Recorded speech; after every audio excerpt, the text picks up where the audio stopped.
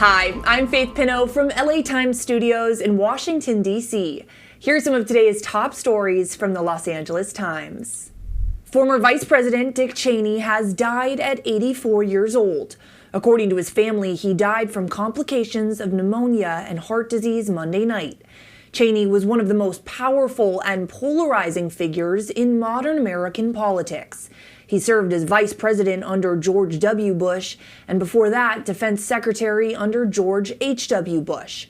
Cheney's family released the following statement Tuesday morning, saying in part, quote, "He was a great and good man who taught his children and grandchildren to love our country and to live our lives of courage, honor, love, kindness, and fly fishing. We are grateful beyond measure for all Dick Cheney did for our country, and we are blessed beyond measure to have loved and been loved by this noble giant of a man." During his long career, Cheney wielded unprecedented influence. As vice president, he was chief architect behind America's wars in Afghanistan and Iraq, and led America's response to the 9/11 terror attacks. He shaped national security policy, defended enhanced interrogations, and expanded the power of the presidency. Supporters saw him as a resolute defender of American interests, but critics viewed him as an embodiment of post-9/11 overreach, a leader who blurred the lines between patriotism and power. Before becoming vice president, Cheney served 4 presidents. He was chief of staff to President Ford and Wyoming's lone congressman. Born in Nebraska and raised in Wyoming, Cheney rose from small-town roots to Washington's inner circle, and despite decades of heart problems, he remained a fixture in conservative politics well into his later years. He leaves behind his wife Lynn, daughters Liz and Mary Cheney, and 7 loving grandchildren, and a legacy as one of America's most devoted defenders.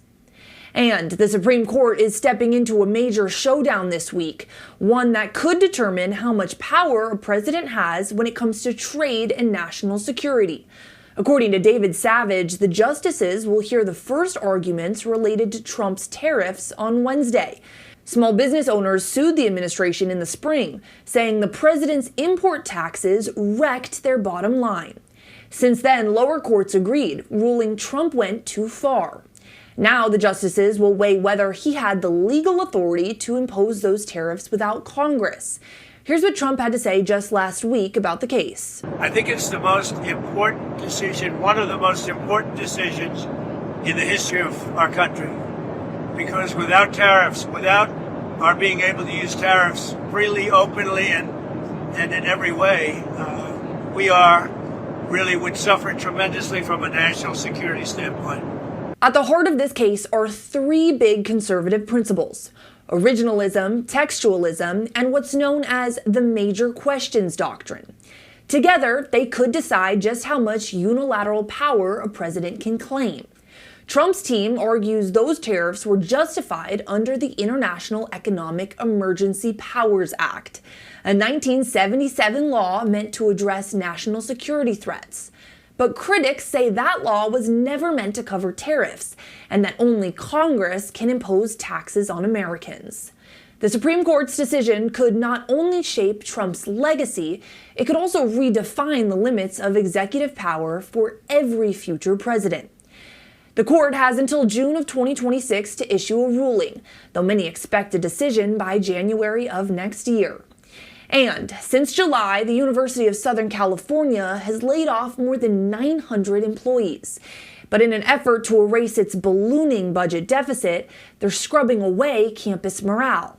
According to Daniel Miller, interim president Byung-Soo Kim offered an explanation for the layoffs in a Monday letter, saying USC's $200 million deficit, which has increased more than 26% from last year, is finally stabilizing. Kim said the layoffs are nearly complete and that the university is on track to eliminate its long-term deficit by the end of the fiscal year in June. The cuts have hit staff across USC's schools and health system, including student advisors. Kim acknowledged the strain, saying the layoffs have been emotionally and operationally difficult for the entire community. The financial pressure comes after years of costly projects and legal settlements, including the $1.1 billion payout to sexual abuse victims of a former university gynecologist. The university has also rejected President Trump's education compact, which ties research funding to conservative policy goals. Kim warned that Trump's cuts to federal education spending have created, quote, significant stresses across higher ed, and more disruptions may be coming. USC remains one of the most expensive universities in the country, however, with next year's total cost of attendance projected at nearly $100,000. For USC, the layoffs mark one of the largest in its history and a major test of its financial future. And in other education news, a federal judge has ordered the Trump administration to release millions of dollars in grants for school counselors. According to reporters, the Monday ruling out of Seattle applies to grants in 16 Democratic-led states, and it's meant to tackle a shortage of mental health staff in schools. In California, schools across the state will feel a difference. In Madera County, the decision restores more than $3 million in funding, and in Marin County, nearly $8 million. The grants will remain in effect while the case moves forward. The funding was originally approved by Congress after the 2022 school shooting in Uvalde, Texas. It was created to help schools hire counselors, psychologists, and social workers, with an emphasis on rural and underserved communities. The Biden administration prioritized applicants who plan to increase diversity among school mental health staff. However, the Trump administration opposed aspects of the program tied to race, calling them contrary to its priorities, and told grantees that they would lose funding after December. But the federal judge called that decision, quote, arbitrary and capricious, saying the states showed real harm if the cuts went forward. For now, millions in grant funding will move forward, restoring crucial support for students in need. And California voters head to the polls Tuesday to decide on Proposition 50, the ballot measure that would redraw congressional districts to favor Democrats. According to Melody Gutierrez, Governor Gavin Newsom has emerged as the public face of the effort, putting his political instincts and national profile on the line during his final term.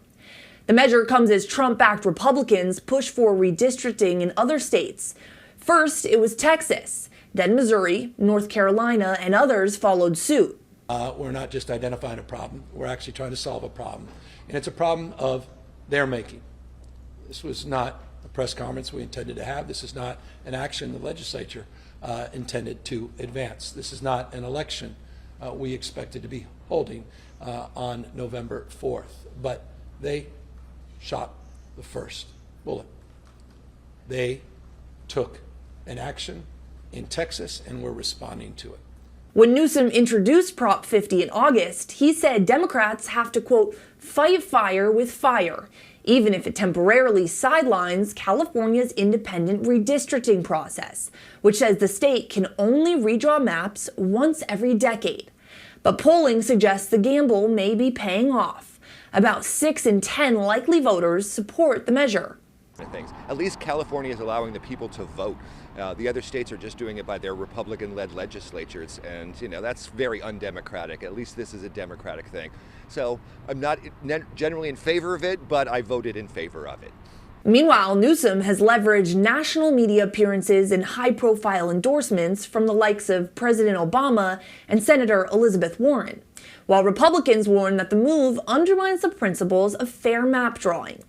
Political analysts say the campaign has boosted Newsom's national profile, giving him a narrative as a defender of democracy and a counter to Trump, and potentially setting the stage for a 2028 presidential run. For now, all eyes are on California, as voters decide whether Newsom's bold gamble will reshape politics in the state and possibly in the nation. That's it for now. To read these stories and more, be sure to subscribe to the Los Angeles Times.